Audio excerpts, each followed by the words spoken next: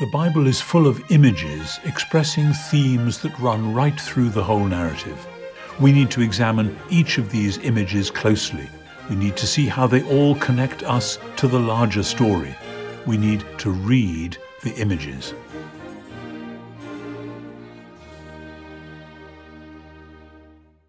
At the beginning of the Bible, in the story of creation in Genesis 1, it says that God puts into the world that he is making, plants that have seed which will enable them to reproduce and multiply. God says, let the earth put forth vegetation, plants yielding seed, fruit trees of every kind on earth that bear fruit with the seed in it. And it was so. And then the author can't get enough of the theme. He says the earth brought forth vegetation, plants yielding seed, and trees of every kind bearing fruit with the seed. And God saw that it was good. When Genesis stresses something like this, it's because it's important that the sort of creation that God is making is a creation which has the seeds of its own multiplicity within it. That's how God wants to work in the world. God gives to his world the principle of ongoing life. And it's the same when God commands the humans to be fruitful and multiply, and indeed the other animals to be fruitful and multiply, putting within the world creatures who have this capacity to multiply, to become abundant, to fill his world, to fill his project, his heaven plus earth creation. There's a principle of ongoing life which God has put into the world. So often in the modern Western world, we have imagined God or heaven a long way away and earth and humans down here somewhere, so that if God is going to do anything, it'll be because God just zaps the world in a quick one-off and then goes away again. That's the wrong model. That comes from maybe 18th century deism or Neo-Epicureanism. The world is a long way away. How is God going to do stuff?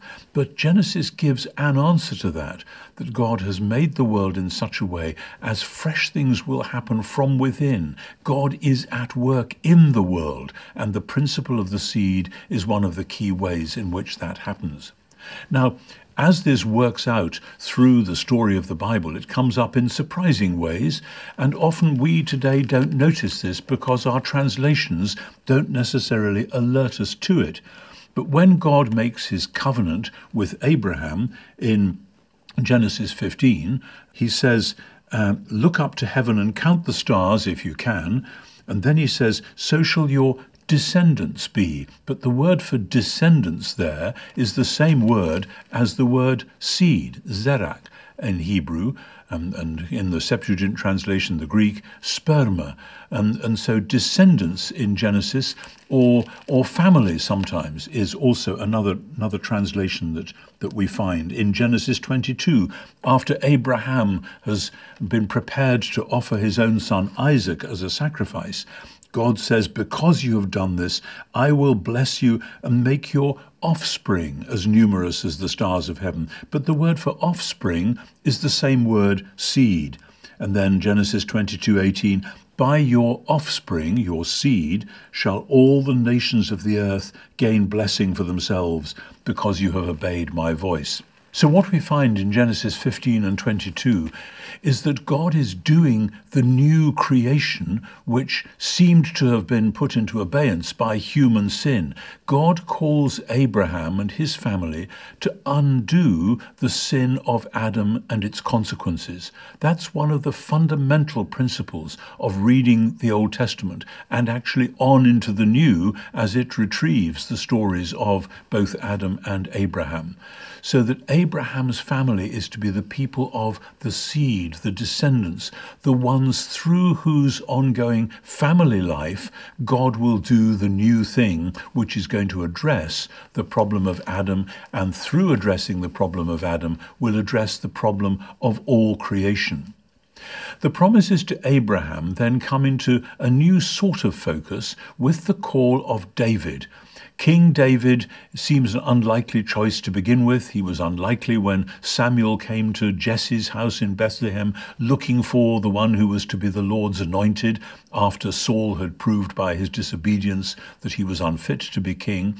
And David happened to be out in the fields keeping sheep, but Samuel says, bring him in, and then he anoints him as the future, the once and coming king. And so David becomes king. But when David is settled and has established himself in his kingdom, David wants to build a house for the Lord. He wants to build a permanent dwelling place for God. This ties in, of course, with the whole theme of the temple and new creation, which we've already talked about. But in 2 Samuel 7, Nathan the prophet comes to David and says, well, that wasn't a bad idea that you should build a house for the Lord, but actually you're the wrong person to do that. You've got too much blood on your hands. You've been too much a man of violence. I'm going to raise up your seed after you, who will sit on your throne. This is going to be Solomon, and he will build me a house, but I will be his father, and he will be my son. And most translations don't say, I will raise up your seed, because that's not how we talk about sons or descendants in much contemporary English. But that's the phrase, and it's picked up in the New Testament explicitly, that Jesus comes of the seed of David according to the flesh. Romans 1:3, Paul's crucial early summary in Romans of the gospel message of Jesus, Son of David, Son of God, Lord of the world. And so when God says through the prophet Nathan to David, I will raise up your seed, the early Christians looked at that passage and they saw in it a prophecy not just of a line of descendants, but of resurrection. I don't think anyone before Jesus had read that text in that way. 2 Samuel 7 verse 12, but once Jesus had been raised from the dead, the Jesus who they had hoped was going to be the Davidic Messiah, then that text, as it were, sprang to new life. I will resurrect your seed, and they hail Jesus as the true seed of David. But along with the Davidic extension, as it were, of the Abrahamic promise, goes the worldwide extension, because in Psalm 2, the psalmist has God saying to David, ask of me and I will give you the nations for your inheritance, the uttermost parts of the earth for your possession.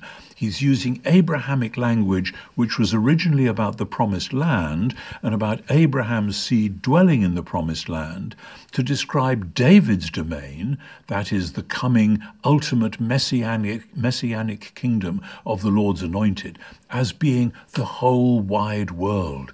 What is said of Abraham and the land is said of David and the world. And so we find promises about the seed.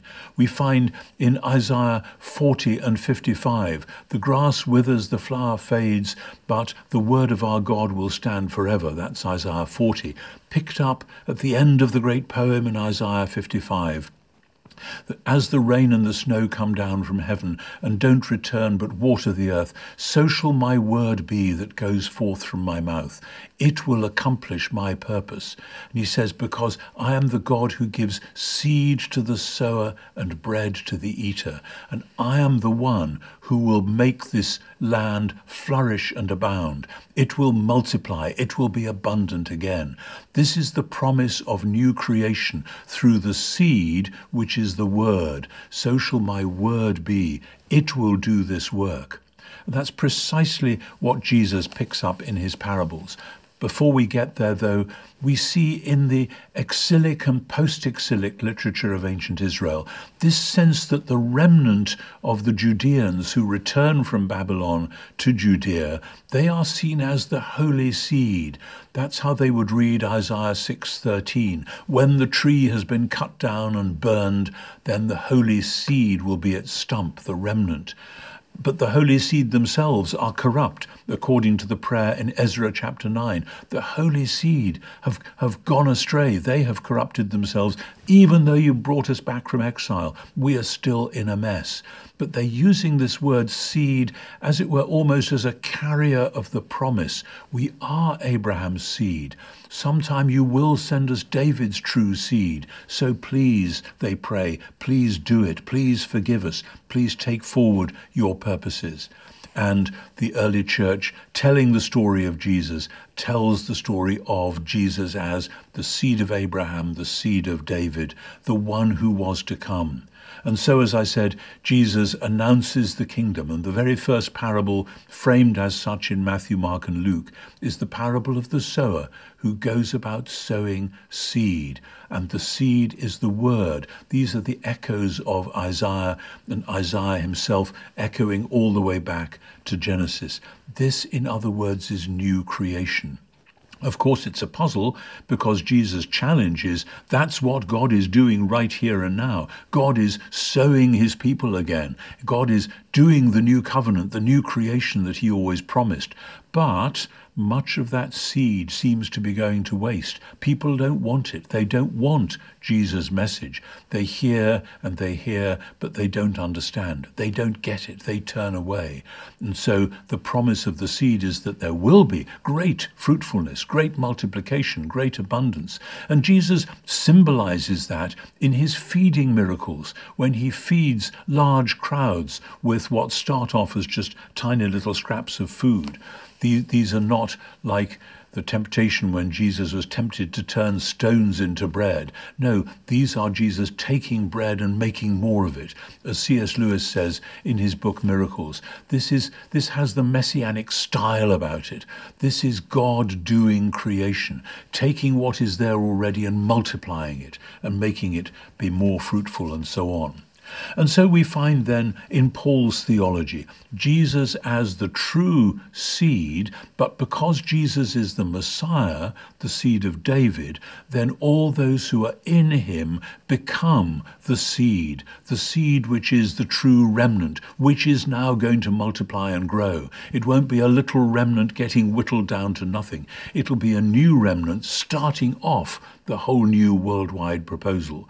Because in Galatians chapter 3, Paul uses this image of the seed in exactly this way, that God's purpose when he called Abraham was to give him a single seed, but it was a seed which would be a family consisting of Jews and Gentiles alike.